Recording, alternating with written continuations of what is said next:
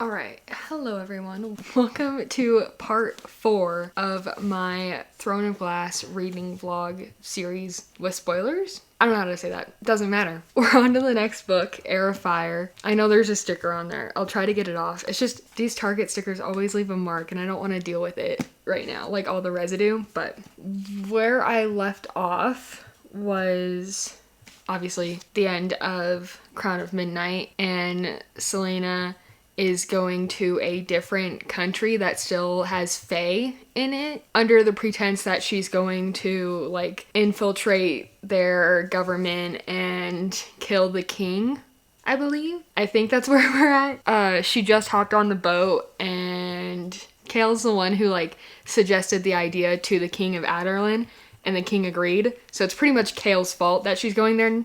And she's pretty upset by it, but he thought it would be best for her because he found out that she was Fae at the very end of the last book. And then not only did he find out that she was Fae, but he also found out that she is the heir to the Terrasen throne, which I had guessed like at the end of the first book, Throne of Glass. So was not shocked by that ending. I'm pretty excited for this book. The last one was a little disappointing because, not like, I don't want to say disappointing, it was just like a little boring, but I'm excited to start this book. I feel like the plot's going to be a lot better, especially because we're going to get introduced to a lot more of the Fae and magic elements of this world, so I'm really excited for that. But my camera's going to die, so I need to charge that, and I am going to get started on this massive, it's not even that big compared to the other books in this series, but it feels so much bigger than the other books I've been reading, so I'm excited though. I'm excited, I swear.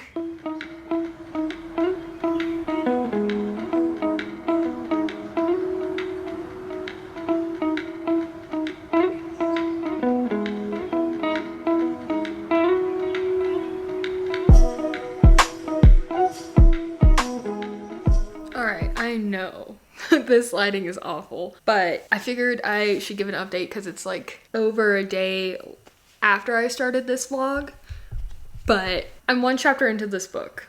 I'm on page 13 and I'm just really struggling to find the motivation to read. And it's not necessarily that the beginning of the chapter, like the beginning of this book, the first chapter was bad. I think I'm just not in the mood to read Heir of Fire right now. I don't know, it's weird, but my idea is I have all day today pretty much to read, and I think I'm going to try to read for at least an hour and then I can do whatever I want for a little bit, because like what I want to do is absolutely nothing.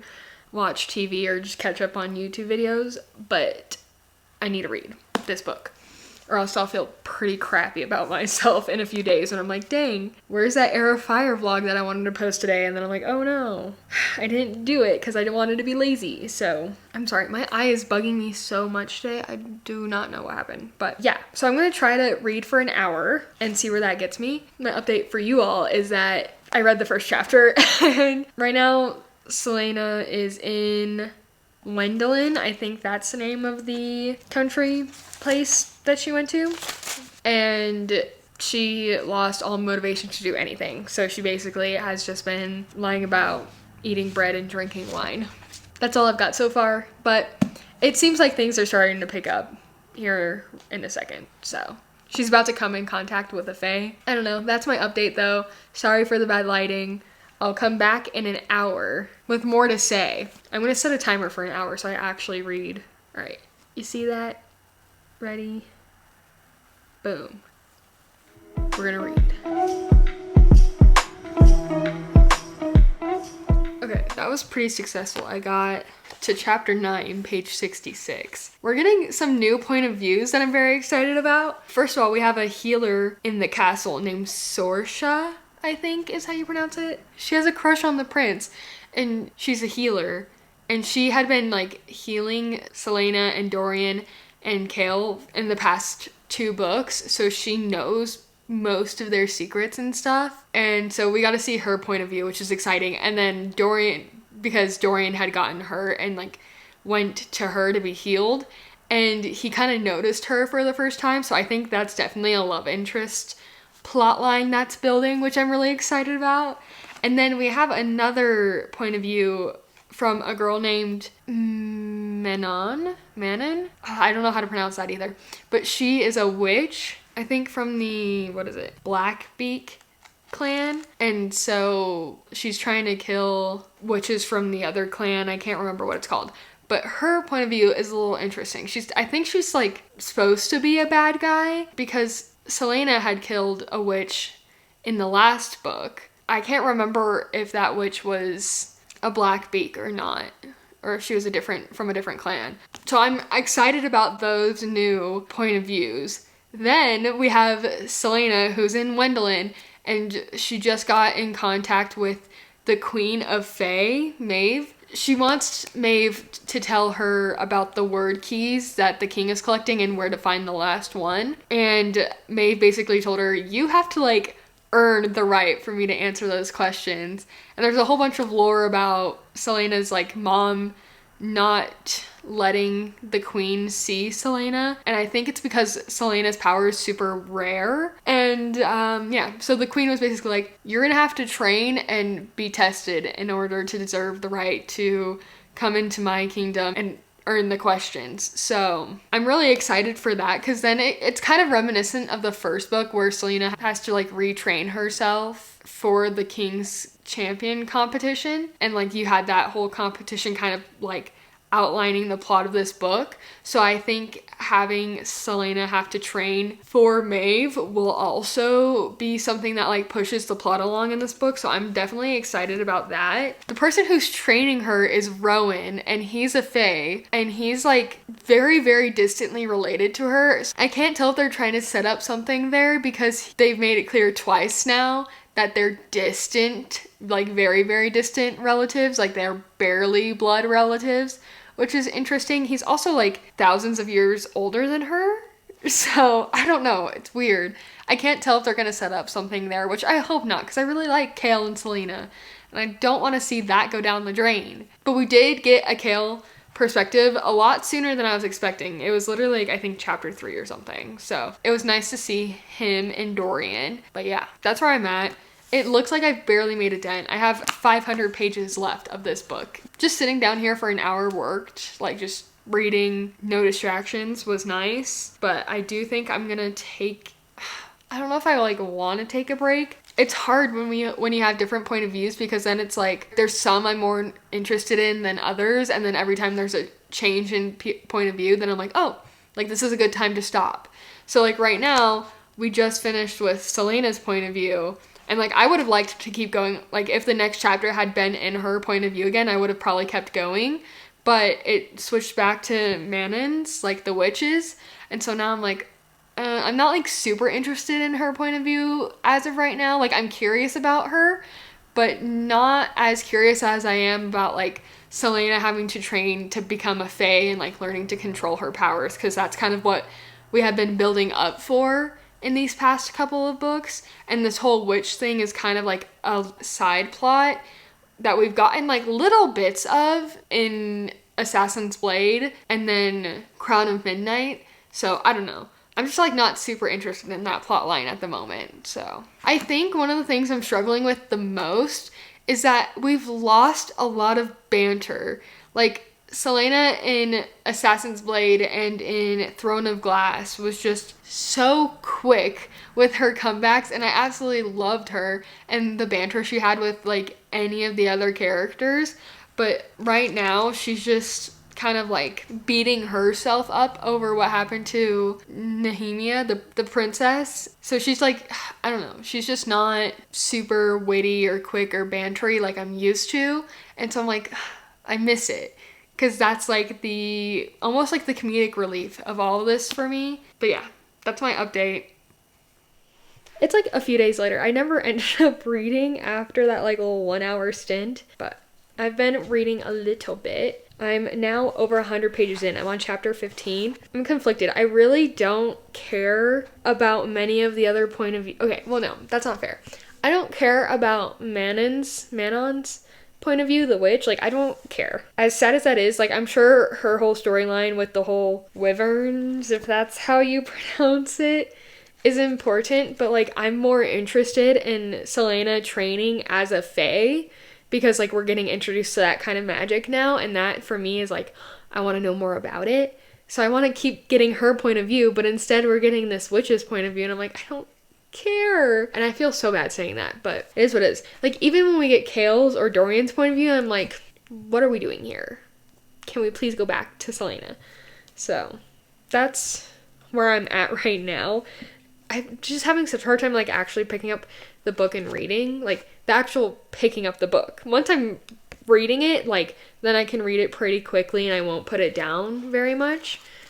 But actually picking up is such a struggle. So it doesn't even look like I've made any progress in this book. It's so thick. I don't know really what else to say other than I'm not interested in any of the other point of views at the moment. I'm sure that'll change, but I don't know. There's just something like weird about the witch's point of view. And then Kale's point of view is just him struggling over his relationship with Selena and Dorian. And I'm like, this feels a little tired at this point, because that's what we've been talking about for like 2 books now. I don't know. I do kind of want to get Dorian's point of view again when he's talking to the healer, though, and see if they actually start a romance with that, because I would be very into that. As of right now, I think Selena's whole storyline or plotline is a lot more interesting. I am really liking those parts too, and getting to know the magic a little bit more. Because in my head, when I was reading the first couple books, I had thought that the magic, like, just in the whole world had disappeared.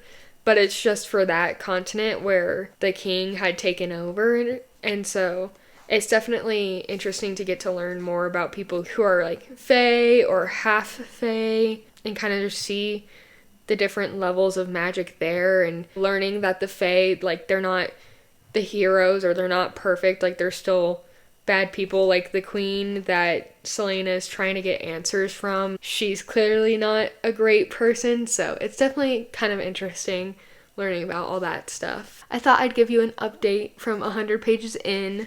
Still have so many more to go, like 400 more to go, but I'm mostly enjoying it right now. I'm still reading Heir of Fire.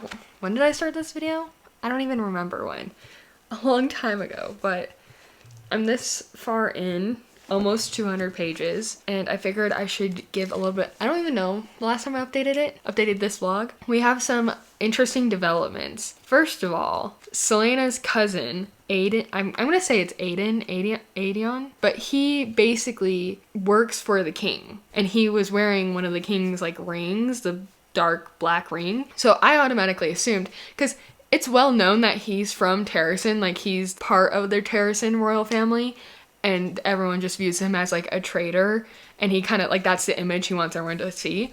And so imagine my surprise, my shock, when Kale finds out that he's actually a rebel, that he actually is like not a bad guy. That was kind of exciting. And Kale told him that Selena's alive, because like this whole time he thought that his cousin had died during the attacks. But he finds out Selena's alive. I'm so excited. Not super excited. Well, I'm pretty interested to see where that whole storyline's gonna go now that he knows, even though she's in Wendelin. I'm curious if him and Kale will kind of like work together to either like stop the king's magic or like figure out a way to control magic. Ooh, I forgot. Dorian accidentally showed his magic to Sorsha, the healer. She saw it and she was like, I'll help you figure out how to control it. I think this is a perfect chance to see their relationship really grow. Like already, I think Dorian's like a little bit attracted to her. I'm a little worried that he's using her as a replacement for Selena. I really hope that little like romance plotline grows. And then what else? What else do we have? Now, to Selena's plotline, the Skinwalkers. Terrifying. I read that last night before I went to bed. Would not recommend. I also really like, because Selena has to like work in the kitchen before her training, like that's her punishment. Not punishment necessarily, but like, I don't know what to call it, but the 2 people she works in the kitchen with are so nice to her. I'm still not loving Manon's point of view, but all the other point of views are starting to get more interesting, and I do feel like things are starting to pick up, especially now that Selena like shifted, like controlled one of her shifts into becoming a fae. I'm curious to see if she'll get more of a control on that and how that will keep going now that Rowan knows how to like access that almost. I don't know if I'm explaining that well enough, but I'm reading it slow, but I don't think it's because the book itself is slow. I think it's just like me struggling to read right now. That is my update for right now.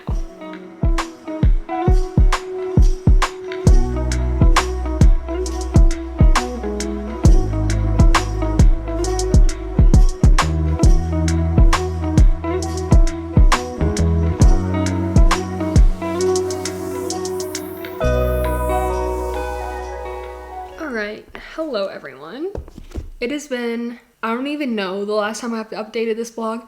I don't even remember when I started this vlog. That's how long it's taken me to read this book. Like, I don't even know what I've said last, so if I repeat myself, I'm so sorry. But I have finally reached part 2, so that's very awesome. I don't even remember the last thing I read. Yeah, okay, I don't know. But where we're at, Selena and Rowan have finally like formed a friendship because they both have shared like kind of a little bit about their past. Their like new friendship has reignited a spark in Selena because she basically like felt like her spark was snuffed out just because she felt like she had no one. That's really cool. I like that. I'm starting to like Rowan a lot more. I didn't dislike him, but he was honestly just really mean. And then I was a little worried that they were going to start a romance between Selena and Rowan, and I did not like that. But I think it's very clear now that it's just like purely platonic. They are going to help each other kind of grow. So that's really nice. Dorian and, oh my gosh, Sorsha, I think that's her name, the healer, they kissed. I'm so excited about that storyline, honestly, because like she's helping him try to control his magic and there's gonna be a romance, and then I don't have to worry about Dorian going after Selena anymore. I'm excited about that. My biggest, like, not my biggest fear, but the plot line with Kale and Aiden, Selena's cousin, that one is scaring me so bad. Kale is gonna get caught conspiring against the king, and then he's gonna lose his job and basically be an enemy of the king, and that scares me. Like, that's gonna happen in this book. It has to at this point. I don't know, I'm very nervous for that. And then the witch's point of view is still like not my favorite. It's definitely my least favorite, but I don't like her. But I like that she chose for her wyvern, I don't know how you pronounce that, the beast that she's going to fly. I like that she chose the underdog. That was kind of cool. I don't mind reading their training scenes right now together because their like relationship is kind of hilarious because he's very sassy and she's very stubborn, so it's very funny to see together. But it's still just my least favorite point of view, so every time I get to one of those I'm like but I did stop when I got to part 2 because I was like, oh, that's a good place to stop and update, and then I just never recorded an update. But I think I'm going to read for a little bit. I'm also running out of space on my SD card, so I have to edit at some point today, so I don't know how much reading I'm going to get done, but I think I'm going to read for the next 54 minutes till 8 o'clock just to get some pages in, and then maybe I'll come back with a mini update. But I definitely think things are going to start picking up now that all of the storylines have kind of settled into their main plots, or all the point of views have settled into their main storylines, what's going on with each character. I think things are like, action's going to start picking up from this point on. So that is what I'm going to be doing. Oh, also I have a theory. Okay, so when Rowan took Selena up to that cave to like use her magic to save what's his name, and then there was like this beast under the water, and Rowan had tossed Selena a sword that he found in the cave and it had a ring. I think that is Queen Maeve's ring from like that warrior dude that she fell in love with all those years ago who died in battle. That's a small theory I have. I think Selena's gonna keep that ring. Well, she has kept that ring. And then when she faces Maeve again, Maeve's gonna see it and be like, where'd you get that? I think that's gonna happen at some point. Like, if that doesn't happen in this book, I'm gonna be a little sad, but I think that's gonna happen.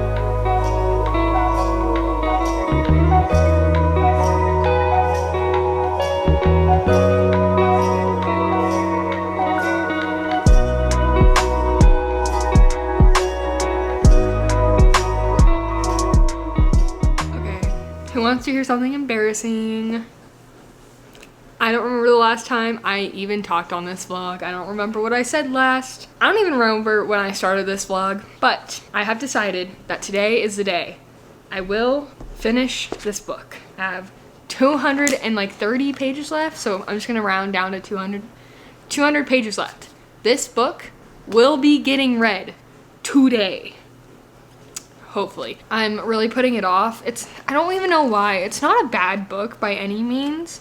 And I'm like really interested in what's going to happen. I think I'm a little scared. I think that's the issue, because we finally gotten to a point where things are really starting to pick up.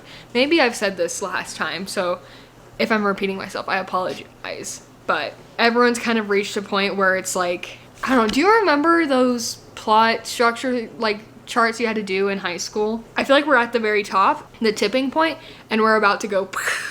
So we'll see. But I'm gonna try that thing where I read for an hour again and like don't pick up my phone. So I need to find something to put on to listen to and start reading.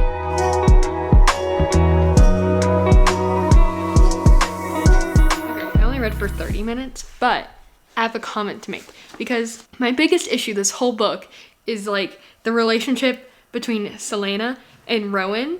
Like, I was worried that they were gonna make it romantic, and then for a while it seemed like it wasn't going to be romantic, and then she had her near burnout, and now all of a sudden they're cuddling in the same bed together. And the whole time, like literally the past 3 chapters, there's like multiple instances where she was like, I don't think about him that way, and I doubt he thinks about me that way. And then the next page, like, I leaned into his touch. Can someone please tell me what is going on? Like, I don't really want her to be with Rowan. Like, it wouldn't be the end of the world, but I really want Cale to like figure his stuff out, and then they like get back together. They already implied that they were mates, because Rowan was like, oh yeah, every male here knows like that you've already met your mate. They can smell it on you, which, by the way, all that stuff, little weird to read about, to be honest. Like, right now she's complaining about how protective he's being, and he's like, all males would be protective of someone who's defenseless, especially a female. I don't need that part of the magic. Like, I feel like that was kind of unnecessary, but I just can't figure out what's going on between them. And like, I really hope that it stays platonic. I don't know what's going on, but it's making me like low-key uncomfortable. That's my mini update though. Okay, everyone, I have mini update. Rowan's gonna die. You can't convince me that he's not gonna die. They're about to enter this big battle with the weird creature things, and Selena said to Rowan, I claim you as my friend. He's gonna die. Let's think about this. People she's claimed as friends: Sam, Nehemia, there's probably others, and guess what happened to them all? Dead. Bye-bye. Rowan's gonna die, and I'm actually gonna be kind of sad, because like, even though I don't want him and Selena together romantically, which I think it's tough, because word-wise, what is spoken is, we're just friends. Actions? A little suspicious if you ask me. Anyways, not the point. Even though I don't want him to with Selena romantically, I really have liked how he's progressed as a character, and I really like him now. So if he dies, I'm actually gonna be a little sad. Not as sad as when Sam dies. I'm just making the prediction now that he's gonna die by the end of this book, in this little battle that's about to happen. If he doesn't, that's wonderful, but I know there's no shot he's surviving this series. And like, isn't that the most heartbreaking experience as a reader, knowing one of your favorite characters isn't gonna survive the whole series? Anyways, mini update, that's all I needed to tell you.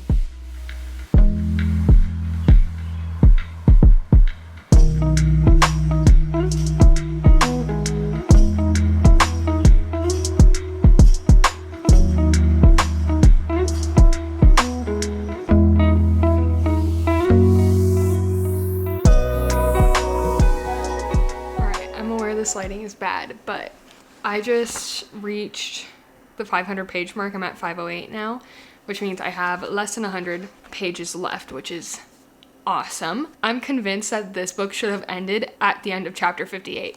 Like, that line where Dorian is basically vowing that when Selena returned, they would like work together to change the world. Killer last line of a book, if you ask me. But also chapter 59 was kind of sick. That could have been the last chapter of this book. So tell me why I still have over 50 pages left to read. Can we ever end a book in a fantasy series on a good note? Why does it always have to be like, and then this happened, and then we're all like worried. Why can't we end anything on a good note? It's so frustrating. I have this problem with so many different books series. Anything that's not a romance series, so mostly just like fantasy, science fiction, all that. Let's just let readers be happy by an end of a book. Please. Anyways, that's all I have, like literally all I have to say. Anyways, I'm not gonna come back until I finish this book though. I think I have like 50 pages left. If not like a little bit more than that, but I'm so nervous for these last 50 pages. Like everything can go wrong so quickly.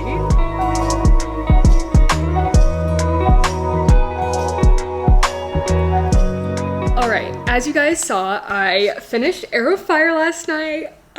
Yay! Oh my gosh, it took so long. I'm gonna put the amount of days it took right here. Wow, took forever. The ending of this book. Okay, first of all, let me just say, I was wrong. Rowan did not die, but Sorsha, I was not expecting that. My jaw on the floor. She was a traitor the whole time. Like, not like a traitor to our cause, but a traitor to the king the whole time. That was insane. And absolutely heartbreaking that she died. And Dorian? No, when Cole said that Dorian was his king, like he serves for Dorian, not for the king of Adarlan, I was like screaming. Oh my gosh. Guys, this book, the ending of this book, do I feel like it was very long? This book in general, yes. It was a little slow at the beginning, honestly. And I was just so discouraged with Selena because one of my favorite things about Selena is her like wit and the way she talks back and her sass and all that. And I love that aspect of her character. So not seeing that for the first part of the book because she was so like dejected and she had lost all hope was really hard to read through. Which it might be why it just took me a really long time to get into this book. But wow, that last 200 pages flew through it, honestly. I'm so just flabbergasted by the ending. Yeah, I don't know what's gonna happen to Kale now. There's no way he's going to Aniel with his dad. Like, I don't know where he's gonna go now. And Aiden, the fact that he told the king that he was a traitor and the king he's gonna be executed. And not only that, but the execution is gonna be a trap for Selena. Also, the parts where Selena was fighting what were they called? The Valg. The parts where she was fighting the Valg and she was going through all her like memories and all the people she thought she disappointed. Literally heartbreaking. My heart broken. Pieces everywhere. My rating for this book, I'm gonna give it a 4 stars.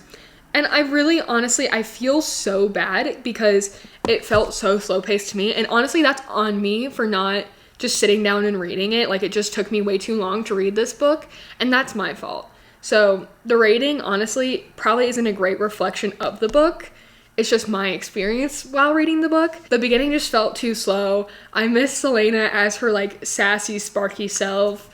And I really felt like the parts with Kel and Dorian and Aiden happening in Rifthold or in Adarlan, super slow and like just not as like the parts with Selena and Wendelin and her training and learning about her magic and all that, the best parts of the book for sure. And I feel like the other parts where we flipped back, even with the witches and Manon and all that, not as exciting. So every time we got to that, it felt like we just slammed on the brakes story-wise and plot-wise and was like, okay, stop. And then like it slowed it down for me, which I think was maybe my biggest issue.